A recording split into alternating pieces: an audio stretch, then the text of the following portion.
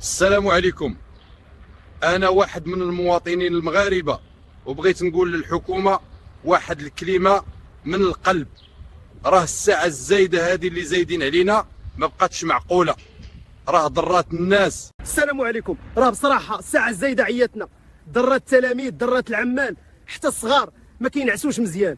بغينا ترجعوا التوقيت ديال غرينيتش، راه الشعب تقهر وخص الحكومه دير حل عاجل. بركه من الزياده، رجعوا لينا ساعتنا. السلام عليكم.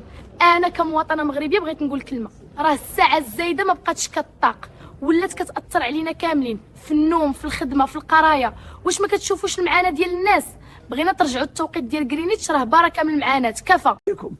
انا راجل مغربي وبنتي كتخدم، كتخرج من الدار وضو نهار باقي ما طالعش. واش معقول تبقى هاد الساعه الزايده؟ راه فيها خطر على بنات الناس، راه كيمشيو في الظلام. بغينا ترجعوا التوقيت ديال غرينيتش، راه بركه. فكروا في راه الساعة زايدة والناس تعيات، التلاميذ في العتمة كيمشيو في المات، الخدمة مع الضو ما كيبانش في الحياة، في الراحة في الوقت اللي ضاع. بركة من لعب بالعقول، شعب فاق وما بقى مغفور. رجعوا التوقيت ديال غرينيتش، خليو الناس ترتاح وتعيش.